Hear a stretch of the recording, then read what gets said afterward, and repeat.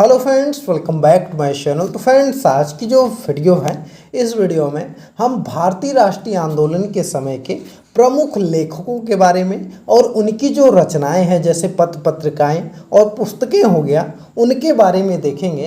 क्योंकि बीपीएससी द्वारा आपके एग्ज़ाम में एक प्रश्न इससे ज़रूर आता है। क्योंकि हमने जब पेपर देखा तो टीआरई 1 में भी इससे प्रश्न आया था, टीआरई 2 में भी आपका पेपर में इससे प्रश्न आया था, टीआरई 3 में भी इससे प्रश्न आया था। तो इसलिए फ्रेंड्स, अगर आप टीआरई 3 एग्ज़ाम की तैयारी कर रहे हैं या टीआरई 4 के लिए तैयारी कर रहे हैं तो यह वीडियो मिस मत करिएगा। अगर आप इस वीडियो को अच्छे से देख लेते हैं तो 1 या 2 नंबर का प्रश्न आपका इसी वीडियो से मिल जाएगा, 100% गारंटी है। तो चलिए हम देखते हैं। तो यहाँ पर देखिए, अगर हम बात करें दोस्तों कि मदन मोहन मालवीय द्वारा कौन सी रचनाएं की गई थी, कौन कौन सी पत्र पत्रिकाएं उनकी थीं, तो देखिए अगर हम बात करें मदन मोहन मालवीय की, तो उन्होंने जो है कि लीडर नामक पुस्तक को लिखा था। अभ्युदय का जो है कि रचना इन्होंने किया था। साथ ही में हिंदुस्तान की भी रचना जो है मदन मोहन मालवीय जी ने किया था। तो इनको आप याद रखिएगा। मदन मोहन मालवीय जी के बारे में ज़्यादातर जो क्वेश्चन आपका आता है वो पूछा जाता है लीडर और अभ्युदय के बारे में। तो टीआरई 1 में आपका अभ्युदय पूछा गया था और टीआरई 2 में आपका लीडर आया था। तो इस चीज़ को आप याद रखिएगा। यह दोनों जो है कि किताबें ज़रूर याद रख लीजिएगा। यह किसकी रचनाएं हैं? तो यह मदन मोहन मालवीय जी की रचनाएं हैं। चलिए अगला देखते हैं। तो अगले आपके हैं केशव चंद्र सेन जी। जी हाँ दोस्तों, केशव चंद्र सेन जी के बारे में अगर हम बात करें तो इन्होंने लिखा है इंडियन मिरर। जी हाँ दोस्तों, इंडियन मिरर जो है कि इनकी रचना है। साथ ही में वाम बोधनी जो है वह इनकी रचना है। तो दोस्तों, आप इसको पूरा देखते चलिएगा। हमने जो है कि इसमें पत्र पत्रिकाओं और पुस्तक को एक साथ ही रख लिया है, क्योंकि अलग अलग अगर आपको करवाते तो बहुत लंबी वीडियो हो जाती और साथ ही में अलग अलग करवाने में आपको कन्फ्यूजन भी काफ़ी ज़्यादा होता। तो इसलिए हमने पत्र पत्रिकाओं को भी साथ में रखा है और जो पुस्तकें हैं उसको भी रख लिया है। तो इसलिए आप इसको देखते चलिएगा। अगला आपका है मोतीलाल नेहरू। जी हाँ दोस्तों, मोतीलाल नेहरू जी की एक रचना है जो कि इंडिपेंडेंट है। तो इनको आप याद रखिएगा। इंडिपेंडेंट किसकी रचना है? तो मोतीलाल नेहरू जी की रचना है। वहीं पर अगर हम बात करें परांजपे की, तो परांजपे ने काल लिखा था। जी हाँ दोस्तों, क्या लिखा था? काल को लिखा था। तो इसको याद रखिएगा, परांजपे की यह रचना है। अगला अगर हम बात करें मोहम्मद अली। जी हाँ दोस्तों, मोहम्मद अली की कौन सी रचना है? तो मोहम्मद अली की जो रचना है वह है हमदर्द और कामरेड। जी हाँ दोस्तों, कामरेड और हमदर्द किसकी रचना है? तो मोहम्मद अली की रचना है। अगले आपके हैं सचिंद्र नाथ सान्याल। जी हाँ दोस्तों, मोस्ट इम्पॉर्टेंट आपके हैं, क्योंकि सचिंद्र नाथ सान्याल आपके जो है कि बिहार से रिलेटेड हैं। तो इसलिए आप इनको जरूर याद रखिएगा कि बंदी जीवन किनकी रचना है? तो यह जो है कि सचिंद्र नाथ सान्याल की रचना है। दोस्तों, एक चीज़ आप ध्यान दीजिएगा कि जो आपके भारतीय राष्ट्रीय आंदोलन के जो नेता लोग थे, जो ज़्यादातर बिहार के जो लोग थे, उनके बारे में आप अच्छे से पढ़ लीजिएगा। उनकी जो रचनाएं हैं उनके बारे में पढ़ लीजिएगा, क्योंकि उन्हीं से प्रश्न ज़्यादातर आते हैं। पिछली बार जो है कि टीआरई 2 में जो है और टीआरई 1 में जो है वह आपका जो है कि डॉक्टर राजेंद्र प्रसाद की रचना पूछ ली गई थी। तो इसलिए आप उनके बारे में अच्छे से पढ़ लीजिएगा।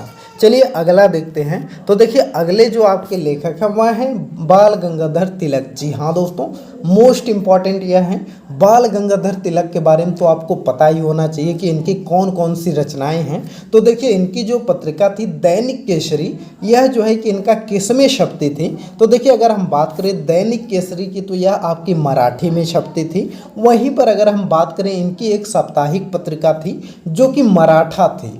इनकी मराठा जो थी वह अंग्रेजी में छपती थी। जी हाँ दोस्तों, इस चीज़ को याद दीजिएगा। बहुत से लोग कंफ्यूज हो जाते हैं कि जो इनकी मराठा है वह मराठी में छपती होगी, तो ऐसा नहीं है। मराठा इनकी जो है कि अंग्रेजी में छपती थी, लेकिन जो इनकी दैनिक केसरी है यह इनका मराठी में छपता था। तो इस चीज़ को याद रखिएगा। और इन्होंने गीता रहस्य लिखा है। जी हाँ दोस्तों, कौन सी रचना किए थे? तो इन्होंने गीता रहस्य की रचना की थी। तो इस चीज़ को भी आप याद रखिएगा। चलिए अगले देखते हैं। तो अगले लेखक आपके हैं अरविंद घोष। जी हाँ दोस्तों, यह भी आपके लिए इम्पोर्टेंट है, इनसे भी प्रश्न आपका पूछा जाता है। इनकी जो रचना है लाइफ डिवाइन, इसके बारे में ज़्यादातर क्वेश्चन आपके बनते हैं बीपीएससी द्वारा, तो इसको आप ज़्यादातर याद रखिएगा। लाइफ डिवाइन किसकी रचना है? तो अरविंद घोष की रचना लाइफ डिवाइन है। उसके अलावा इनकी रचना कर्मयोगी है, युगांतर है, वंदे मातरम है और सावित्री है। तो यह रचनाएं इनके अरविंद घोष के बारे में। तो दोस्तों आप इसको लाइफ डिवाइन को जरूर याद रखिएगा।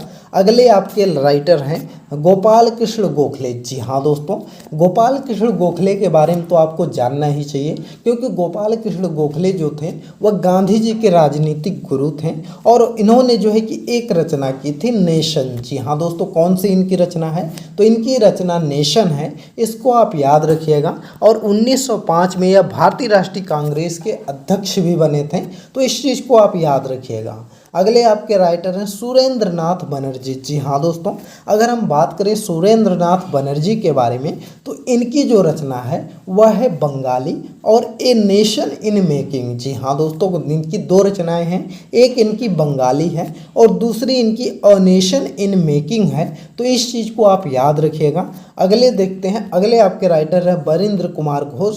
तो यह उतने इम्पॉर्टेंट नहीं है, क्योंकि इनसे प्रश्न अभी तक जो है कि बीपीएससी द्वारा नहीं पूछा गया है, तो इनको आप स्किप कर सकते हैं। भवानी मंदिर इनकी रचना है, तो इनको छोड़ सकते हैं। चलिए अगले देखते हैं। अगले राइटर आपके हैं महात्मा गांधी जी। जी हाँ दोस्तों, मोस्ट इम्पॉर्टेंट है।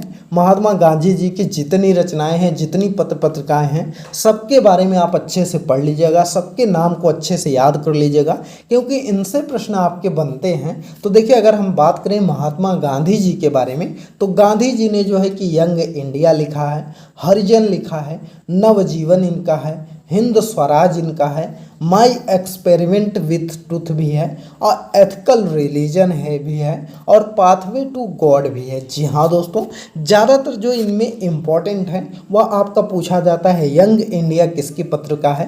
तो गांधी जी की है। हरिजन के बारे में प्रश्न बनता है, नवजीवन के बारे में प्रश्न बनता है और हिंद स्वराज के बारे में प्रश्न बनता है। तो यह जो है 3-4 जो इनकी पत्र पत्रिकाएँ हैं, इनके बारे में जो है कि पूछा जाता है, तो इसको आप याद कर लीजिएगा। यंग इंडिया किसकी है? गांधी जी की। हरिजन, नवजीवन और हिंद स्वराज किसकी है? तो गांधी जी की रचना है। चलिए अगला देखते हैं। अगला आपके राजा राम मोहन राय जी हैं। राजा राम मोहन राय के बारे में अगर हम बात करें, तो इनकी जो रचना है वह है आपकी संवाद कौमुदी। जी हाँ दोस्तों, कौन सी रचना है? संवाद कौमुदी राजा राम मोहन राय की रचना है। अगले आपके हैं ईश्वर चंद्र विद्यासागर। जी हाँ दोस्तों, अगर हम ईश्वर चंद्र विद्यासागर के बारे में बात करें, तो इनकी जो रचना है वह है सोम प्रकाश। जी हाँ दोस्तों, इनकी सोम प्रकाश जो है कि पत्रिका थी जो कि छपते थे।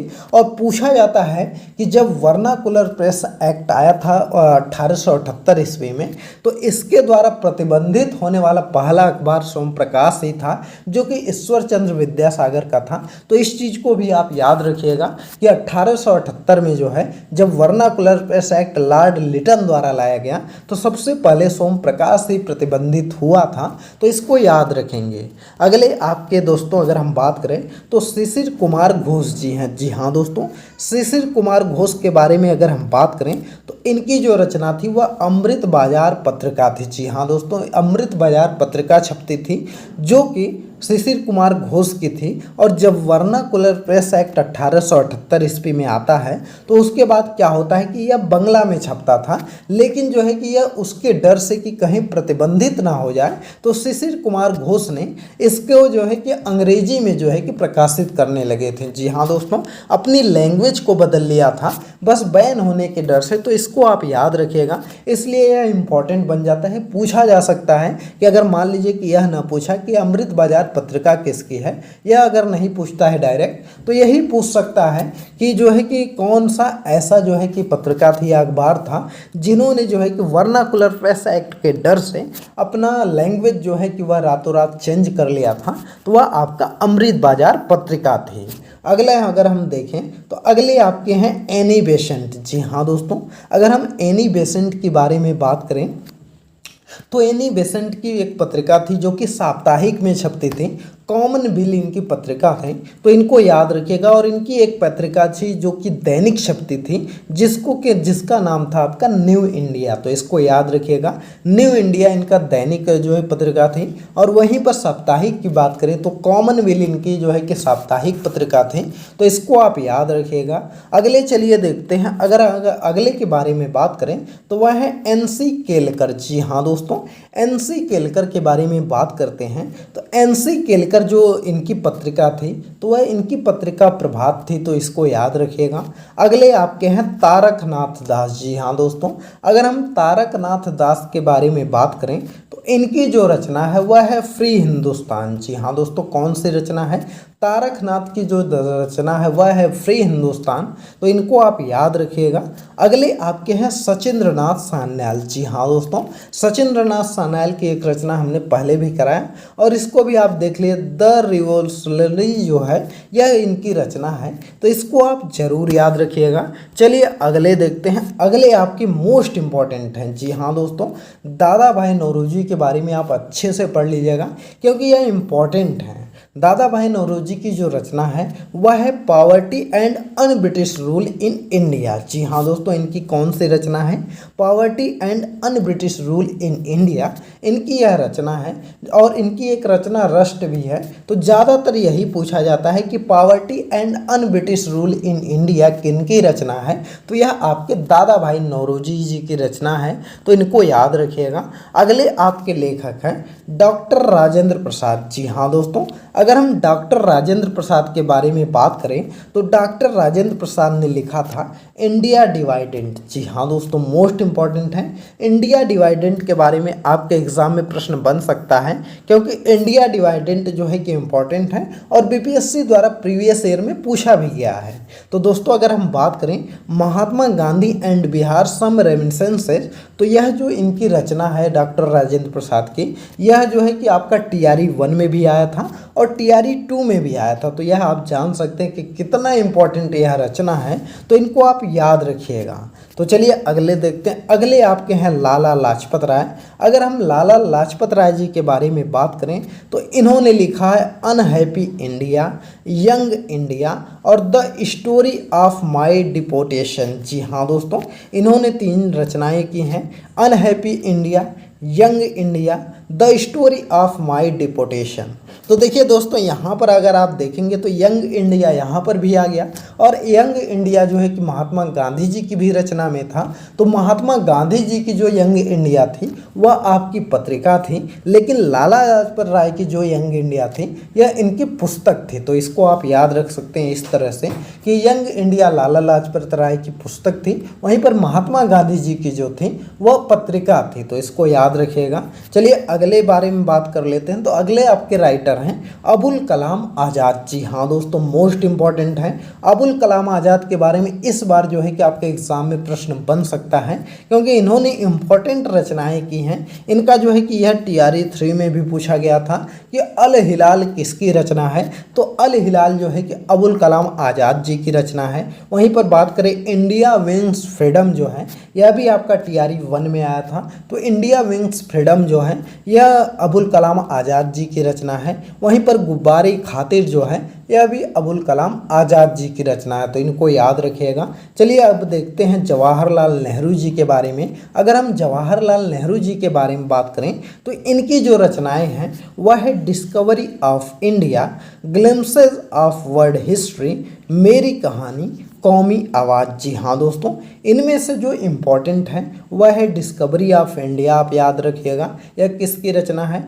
जवाहरलाल नेहरू की है। और दूसरा है ग्लिम्पसेस ऑफ वर्ल्ड हिस्ट्री, तो यह भी जो है कि जवाहरलाल नेहरू जी की रचना है, तो इनको याद रखिएगा। चलिए दोस्तों अगले देखते हैं। तो अगर हम अगले राइटर के बारे में बात करें तो अगले जो राइटर आपके हैं वह है लाला हरदयाल। जी हाँ दोस्तों, लाला हरदयाल के बारे में बात करें तो इन्होंने लिखा है हिंट्स फॉर सेल्फ कल्चर। जी हाँ दोस्तों, हिंट्स फॉर सेल्फ कल्चर किसने लिखा है? लाला हरदयाल ने लिखा है। अगर हम बात करें अगला, सर वैलेंटाइन सिरोल ने क्या लिखा है? तो यह इंपॉर्टेंट है, इसको याद रखिएगा। सर वैलेंटाइन सिरोल की जो रचना है वह है इंडिया अनरेस्ट, तो इसको याद रखिएगा। इंडिया अनरेस्ट किसकी रचना है? तो यह है आपका सर वैलेंटाइन सिरोल की। अगले अगर हम राइटर की बात करें तो वह आपके हैं ट्री प्रकाशम। अगर इनकी रचना आपका स्वराज है, यह उतना इम्पोर्टेंट नहीं है, इनको छोड़ सकते हैं। अगले आपके हैं टी.एम. नायर, इनकी है जस्टिस, तो इनको भी आप छोड़ सकते हैं, यह भी उतने इम्पोर्टेंट नहीं है। अगले आपके हैं M.A. डॉगे, जो कि लिखे थे द सोशलिस्ट। जी हाँ दोस्तों, इनको याद रखिएगा। M.A. डॉगे की रचना कौन सी है? तो द सोशलिस्ट जो है वह M.A. डॉगे की रचना है, तो इनको याद रखेंगे। अगले आपके हैं चित्तरंजन दास। जी हाँ दोस्तों, यह इंपॉर्टेंट है। चित्तरंजन दास के बारे में आप याद रखिएगा, क्योंकि चित्तरंजन दास जी ने जो है किया आपका बिहार में अधिवेशन भी किए थे। गया में जो अधिवेशन हुआ था 1922 ईस्वी में जो अधिवेशन हुआ था, उसमें यह अध्यक्ष भी बने थे और जेल से छूट करके आए थे और तुरंत अध्यक्ष बन गए थे, तो इसलिए इम्पोर्टेंट है। और चित्तरंजन दास जी ने लिखा था इंडिया फॉर इंडियंस। जी हाँ दोस्तों, क्या लिखा था? India for Indians Chittaranjan Das ji ने लिखा था, तो इनको याद रखिएगा। चलिए अगले देखते हैं। तो अगले आपके राइटर कौन हैं? तो वह आपके हैं वीर सावरकर। जी हाँ दोस्तों, वीर सावरकर के बारे में अगर बात करें तो इन्होंने लिखा है वॉर ऑफ इंडिया इंडिपेंडेंट। जी हाँ दोस्तों, क्या लिखा है? वॉर ऑफ इंडिया इंडिपेंडेंट, तो इनको याद रखिएगा। अगले राइटर आपके हैं रविंद्रनाथ ठाकुर। जी हाँ दोस्तों, यह ठाकुर नहीं है, रविंद्रनाथ टैगोर हैं। तो देखिए अगर हम बात करें रविंद्रनाथ टैगोर के बारे में, तो इन्होंने गीतांजलि लिखा है और उसके अलावा इन्होंने होम एंड द वर्ल्ड लिखा है। जी हाँ दोस्तों, क्या लिखा है? होम एंड द वर्ल्ड लिखा है। और गीतांजलि की रचना जो है वह आपके रविंद्रनाथ ठाकुर जी ने की है, तो इनको याद रखिएगा। अगले आपके जो राइटर हैं वह आपके दीनबंधु है। जी हाँ दोस्तों, मोस्ट इंपॉर्टेंट है दीनबंधु। दीनबंधु से आपके प्रश्न बनते हैं। तो दीनबंधु की जो रचनाकार हैं वह इनकी जो रचना है वह है नील दर्पण, तो याद रखिएगा। दीनबंधु की रचना कौन सी है? दीनबंधु मित्र की है नील दर्पण है, तो इसको याद रखेंगे। अगले आपके हैं प्रेमचंद। जी हाँ दोस्तों, यह जो है कि इनको इसलिए हमने ले लिया है क्योंकि कभी कभी जो है कि इनसे भी आपके प्रश्न बन जाते हैं। और अगर हम मान लीजिए कि आपका जीएस में इनसे प्रश्न नहीं आएगा, तो आपका जो क्वालिफाइंग पेपर होगा हिंदी में, उनमें इनसे प्रश्न आ सकता है, तो इसलिए हमने इनको ले लिया है। तो देखिए प्रेमचंद के बारे में बात करें तो इन्होंने जो है बहुत सी रचनाएँ की हैं। बहुत सी रचनाओं में जैसे पूस की रात हो गई, उसके अलावा यहाँ पर देखिए सोजे वतन हो गया, कर्मभूमि हो गई, शतरंज के खिलाड़ी हो गए। तो यह सब जो रचनाएं हैं यह प्रेमचंद्र जी की हैं, तो इनको आप याद रखिएगा, इम्पॉर्टेंट हैं। दोस्तों हमने सिर्फ उन्हीं रचनाओं को लिया है जो कि बहुत ही इम्पॉर्टेंट हैं, तो इसलिए आप इनको जरूर याद रखिएगा। सोजे वतन, कर्मभूमि, शतरंज के खिलाड़ी किसकी रचना है? तो यह आपके प्रेमचंद की रचना है। अगर हम बात करें मोहम्मद इकबाल जी की, तो मोहम्मद इकबाल की जो रचना है वह बागे दरा है, तराने हिंद है। जी हाँ दोस्तों, दो रचनाएं इनकी हैं, एक बागे दरा है और अगली इनकी तराने हिंद है, तो इनको आप याद रखिएगा। अगला हम बात कर लेते हैं मैथिली शरण गुप्त के बारे में। तो देखिए अगर हम बात करें मैथिली शरण गुप्त जी की जो रचना है वह आपका है भारत भारती। जी हाँ दोस्तों, भारत भारती इनकी प्रमुख रचना है। दोस्तों इन लोगों को हमने इसीलिए शामिल किया है, इकबाल हो गए, प्रेमचंद हो गए, मैथिली शरण गुप्त जी हो गए, क्योंकि इनसे जो है कि आपका हिंदी का जो पेपर होगा क्वालिफाइंग वाला, उनमें प्रश्न बन सकता है, तो इसलिए हमने इनको ले लिया है, क्योंकि इन्हीं के साथ साथ आप इनको भी तैयार कर लेंगे। तो चलिए अगले देखते हैं। अगले आपके भारतेंदु हरिश्चंद्र जी हैं। अगर हम भारतेंदु हरिश्चंद्र जी के बारे में बात करें तो इन्होंने लिखा है भारत दुर्दशा। जी हाँ दोस्तों, भारत दुर्दशा के रचनाकार कौन हैं? तो यह आपके हैं, यह आपके भारतेंदु हरिश्चंद्र जी हैं, तो इनको आप याद रखिएगा। अगले आपके हैं पट्टाभी सीतारमैया। जी हाँ दोस्तों, अगर हम पट्टाभी सीतारमैया जी के बारे में बात करें तो इन्होंने लिखा है कांग्रेस का इतिहास। जी हाँ दोस्तों, क्या लिखा है? कांग्रेस का इतिहास किसने लिखा है? पट्टाभी सीतारमैया ने जो है कांग्रेस का इतिहास लिखा है? तो याद रखिएगा। अगले आपके हैं दयानंद सरस्वती जी। दयानंद सरस्वती जी के बारे में बात करें तो इन्होंने लिखा है सत्यार्थ प्रकाश। सत्यार्थ प्रकाश किन्होंने लिखा है? दयानंद सरस्वती जी ने लिखा है। चलिए अगले बात कर लेते हैं सुभाष चंद्र बोस जी के बारे में। दोस्तों यह मोस्ट इंपॉर्टेंट है। दयानंद सरस्वती भी आप याद रखिएगा, साथ ही में सुभाष चंद्र बोस जी के बारे में भी याद रखिएगा कि इंडियन स्ट्रगल किसने लिखा है? तो सुभाष चंद्र बोस जी ने लिखा है। दोस्तों इंडिया नाम से जितनी भी रचनाएं हैं, जैसे इंडिया स्ट्रगल हो गया, इंडिया डिवाइडेंट हो गया, तो यह सब रचनाएं आप जरूर याद कर लीजिएगा, क्योंकि बीपीएससी जो है ये इन्हीं सब रचनाओं के बारे में पूछता है और इंडिया इंडिया सभी में रहता है, तो जो स्टूडेंट होते हैं वह कन्फ्यूज हो जाते हैं और जो है कि वह जो है कि किसी दूसरे को लगाकर चले आते हैं। तो इसलिए इंडिया वाला ज़रूर पढ़ लीजिएगा, जिसमें इंडिया शब्द आता है। यह एक ट्रिक आप लगा सकते हैं, क्योंकि इंडियंस वाला ज़्यादातर क्वेश्चंस आपके बीपीएससी द्वारा पूछे जाते हैं। तो चलिए अगला देखते हैं। तो अगला आपके हैं बंकिम चंद्र चट्टोपाध्याय। जी हाँ दोस्तों, अगर हम बंकिम चंद्र चट्टोपाध्याय के बारे में बात करें तो इन्होंने आनंद मठ लिखा है और देवी चौधुरानी लिखा है। जी हाँ दोस्तों, आनंद मठ देवी चौधुरानी की रचना किसने की है?